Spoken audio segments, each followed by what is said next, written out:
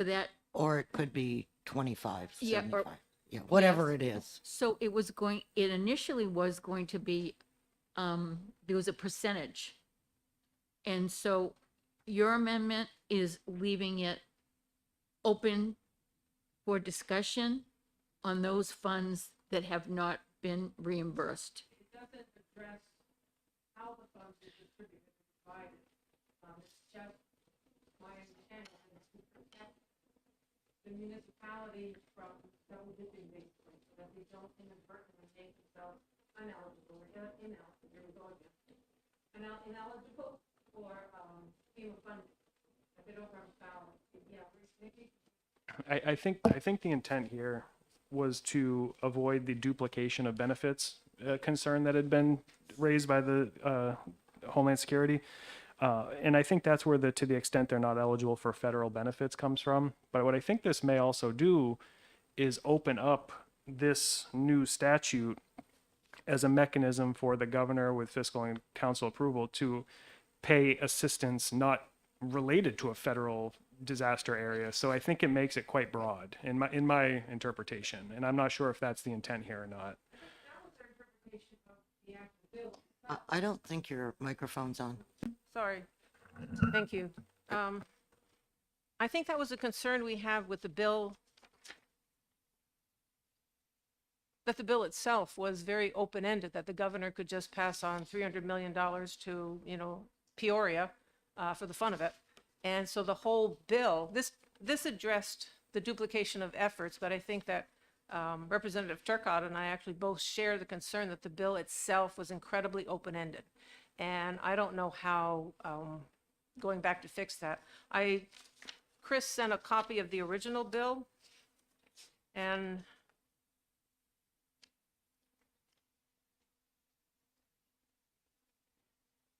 that was specific to the July and August disasters. That does not seem to be in doesn't seem to be in 409, but it was in the original bill.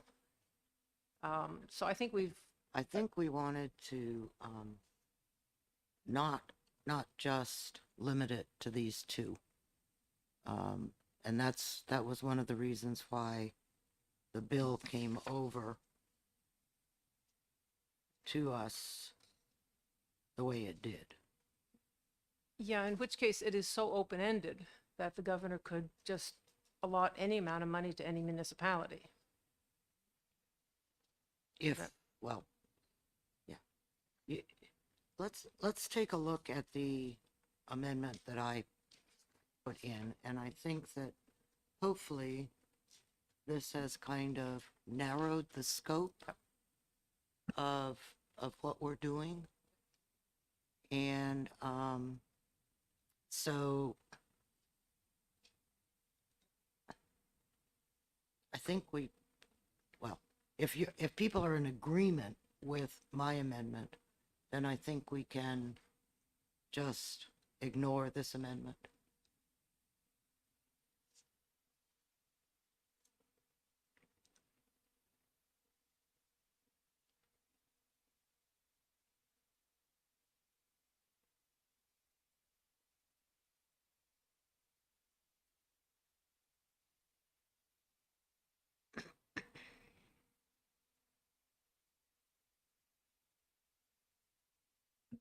It says a municipality may apply to the Division of Homeland Security and Emergency Management. That's the state agency.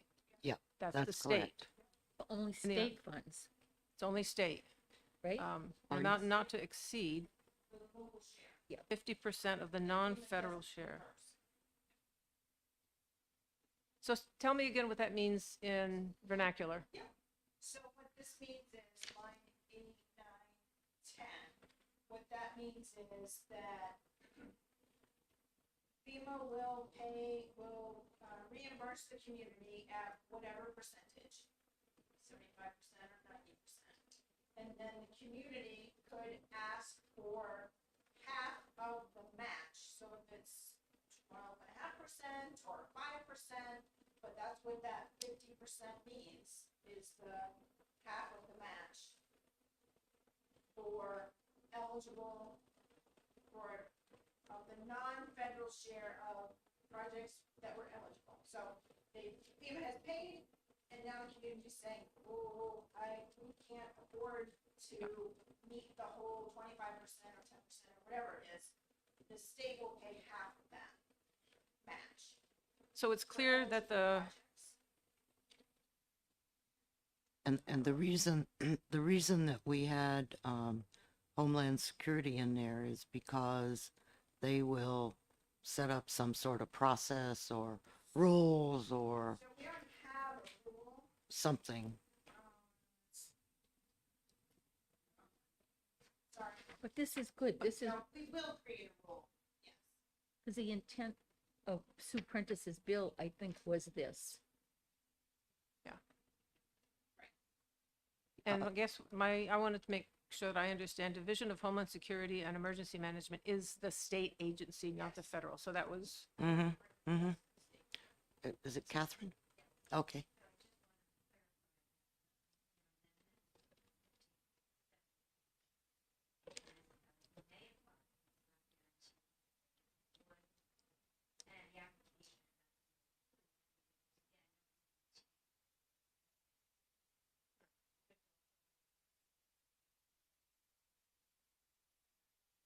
Mm-hmm. Mm-hmm.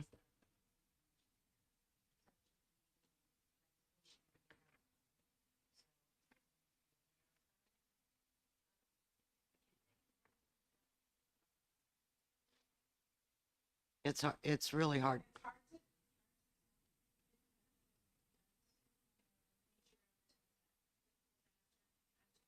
Catastrophic nature of the disaster. Mhm. And just a second, I'll be right with you. One of the things that Jen explained is that FEMA, let- let's say you replace a culvert, okay, and you complete that work, FEMA will pay you for that work. And then next month, you complete another culvert, then they will pay you for that.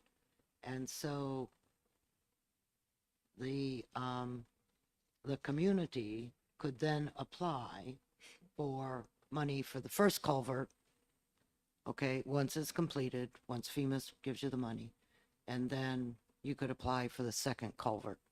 But we would, or it could be 5 years from now when the last culvert that you had to replace gets replaced. And FEMA is all reimbursement, correct? So the town has to put out the money, complete the project, and then FEMA will reimburse the town. and they can get the money through 409 as a loan. Right. So the way this is reading, I don't see that there's a potential for duplication of effort. So we don't need, is that the way, am I reading it correctly that way? Because think that's this one how I makes read it it. So clear. we don't need 1550. Because, That would be my thought. Yes.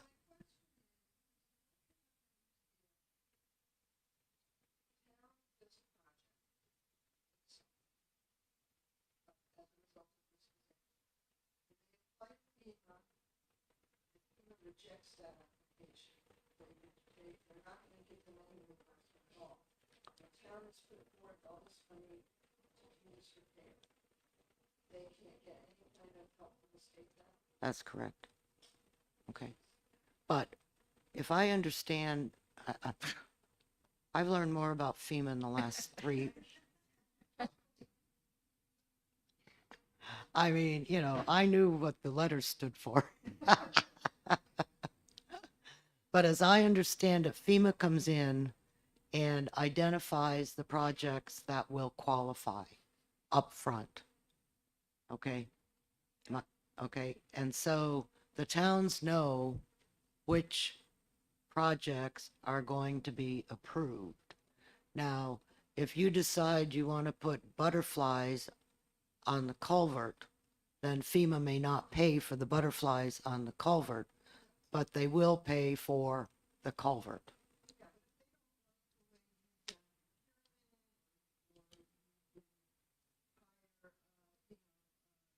Woman-owned company to do reject your application, you have to reimburse you. You have to follow the FEMA public assistance guidance. Right.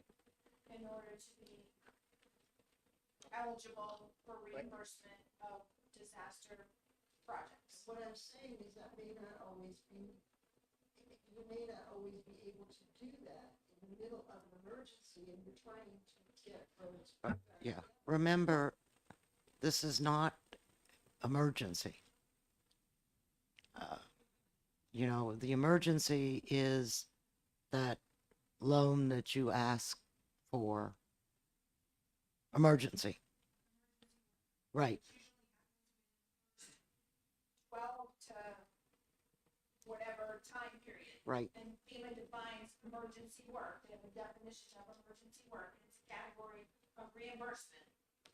And then you go on to developing your projects for reimbursement to, I'm gonna replace this whole road and it's not emergency work, it's whatever the term is. What's the turnaround time for, the point of a disaster and when FEMA comes in for the emergency work?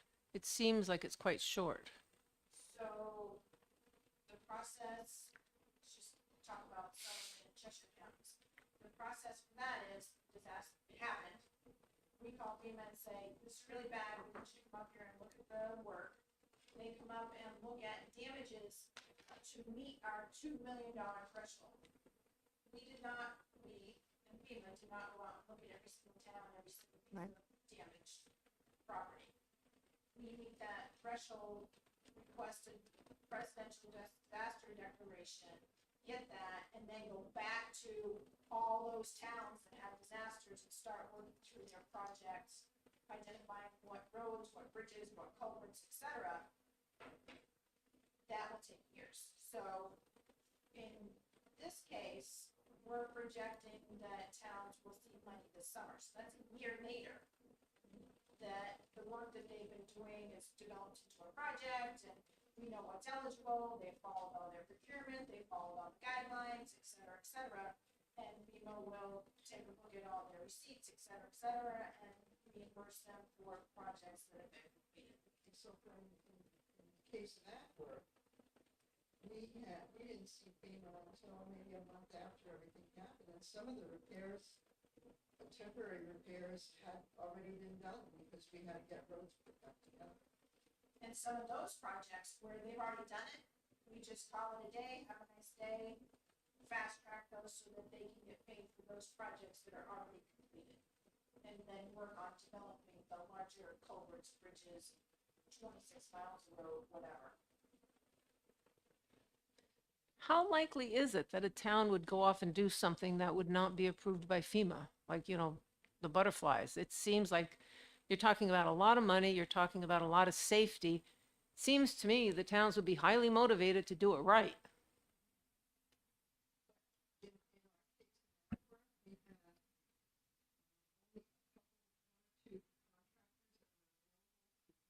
The work, so we couldn't put everything out for an RFP or be very, formal about some things. We were just able to grab whoever we could to get the work done because roads get to where we need to go. So part of it is education of communities of disasters. So like Cheshire and Sullivan counties hadn't seen a disaster for a number of years. So ensuring that the towns know the process, et cetera, is extremely important. And they may not because of turnover. I mean, we could have gone out and done a training however many years ago, and they've turned over their entire staff. So part of our responsibility at the state is to make sure that communities understand the FEMA Public Assistance Program, which changes on a pretty consistent basis. okay, so, I guess, Representative Murray, you just, are going to, withdraw this amendment? Yeah, I'll withdraw. In the face of your amendment, I don't see that this is necessary. I don't see Okay. that there's a duplication of effort with the new amendment. Okay, thank you. All right. Are there any other comments on amendment 1578? Okay, seeing none, could I have a motion, please? So moved. Thank you. Second? I'll second. Thank you. Heath and Murray. All those in favor of the amendment, please signify by saying aye. Aye. Aye. Okay. 4-0 on the amendment. And could I have a motion to, okay, I have an OTPA by Representative Petrie. Do I, seconded by Representative Heath.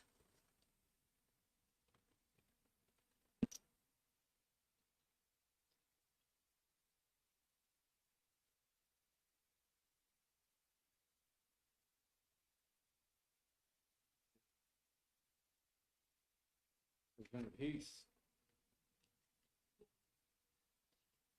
Representative Murray. Aye. Representative Petrie votes yes. Representative Umberger. Yes. Chair, the vote on 2022-1578 is 4-0 in the affirmative. Okay, thank you. All right, that's all this messy stuff we have to do today. But if you think this is messy stuff, just wait. We got, finance got 10 more bills today. Okay? That Paul has identified as needing to come to finance.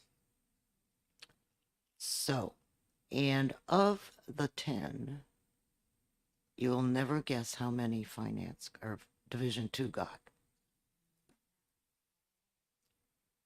6. Okay.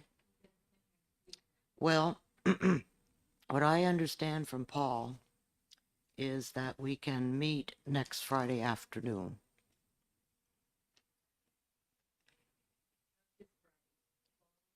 No, this Friday.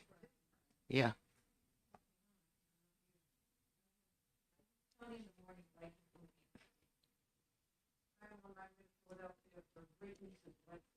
Oh, okay. She'll get married without you. Yeah. Oh. Okay. Well, that's okay, you know.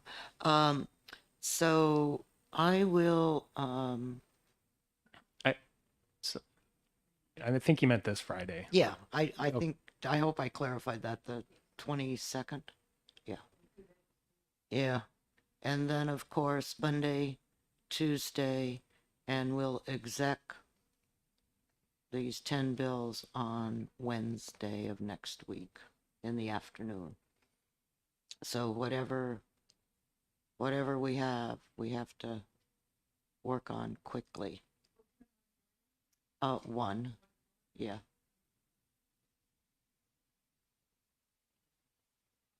I think that may have been, sorry to bring everyone down further, 10 in addition to the other 14 that we already had identified, correct? Oh, yeah, Yeah. yeah. It, 100. it depends what it depends what happens Thursday, what passes, of course, but I Yeah. think it could be up to a couple dozen for the full committee. We have an exec session on Tuesday, and yes, the exec session on Tuesday is to cover the 7 bills that we had. Okay?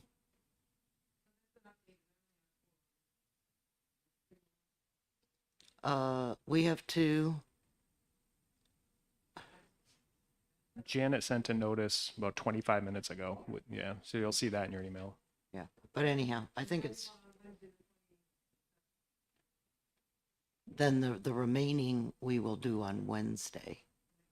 Yes, in the afternoon. So what we'll have is however long the exec session takes on Tuesday morning, I may in fact schedule that at 9 o'clock. And so that will give us, you know, the rest of that day and half of Wednesday.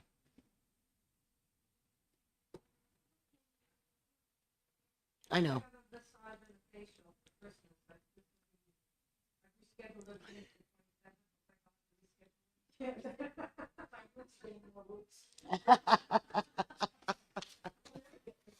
It's amazing. It's amazing the things we learn. What I would do is schedule it for the 29th.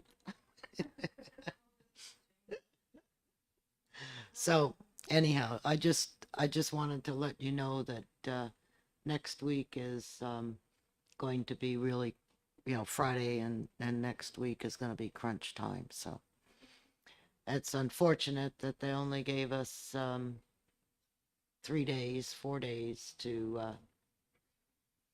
take care of all the bills, all the second committee bills, but unfortunately that's what happened. So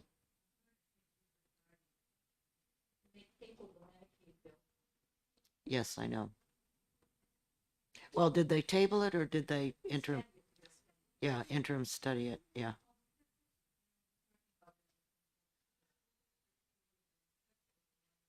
Yeah. Well, I was talking to Joe Ribson this morning about that. And what we're going to do is probably August or September, we're going to have another meeting because obviously there were a lot of questions. Yeah, well, and yeah, there were a lot of questions. And so I think we need to get those questions answered. And then we'll put the bill in again for next year. Yeah. Well, those are the kinds of things that we need to, I guess the problem is if it comes in by individual name, then what is DOE going to do to cleanse the names? Okay. And that I don't have an answer for. So, okay. Would you like to move over to DOE, Jen? No? Oh, okay. Just thought I'd check. So, I will not be scheduling the education bills. We can only schedule the bills that have passed by 1 o'clock on Thursday because they have to have 24-hour notice. Okay. And, Monday, I'm not going to be here, but Joe will be running the committee. This Monday? Yeah, remember you said Right, yeah. that. I thought it was May. That's all right. Mhm. And you told me you couldn't start till 1 o'clock. Yeah, we can start early. Monday. Oh, you can? If you want, well, it's probably already posted, but is it posted by now? No. Good. So, whatever you, I thought you said you weren't. No.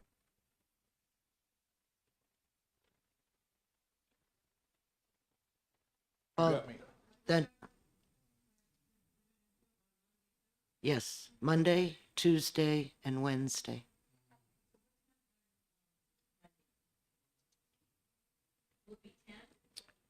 Let me look at, yeah. Okay, if we make it, okay. So if we make it 10 on Monday, okay. So 1 on Friday, 10 on Monday.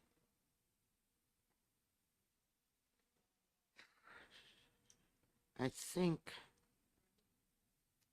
9, I'm gonna do the exec session on Tuesday. Yeah, 9 on Tuesday, and then we'll probably have to do 9 on Wednesday. And I'll schedule the exec session for like, I'm just concerned about Division 2 getting through all of their bills.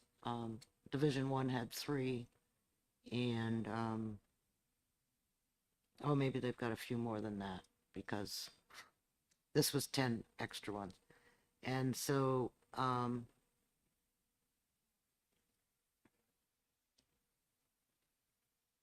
I will schedule the exec session on Wednesday at 3. Yeah. Cause that'll get, I don't know how much time all these bills are gonna take. No, no, the hearings have already taken place. All we have to do is have work sessions. Okay.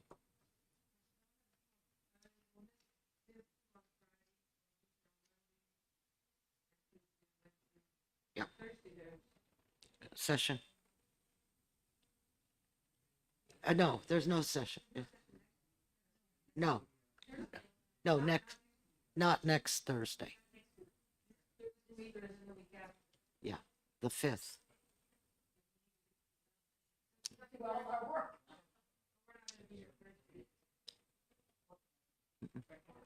No. Unless we have some sort of catastrophe. But I'm not planning on it. Okay. No.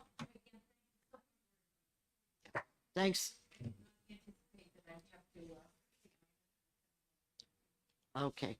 So, Joe, will you do the blurb on 402? Okay.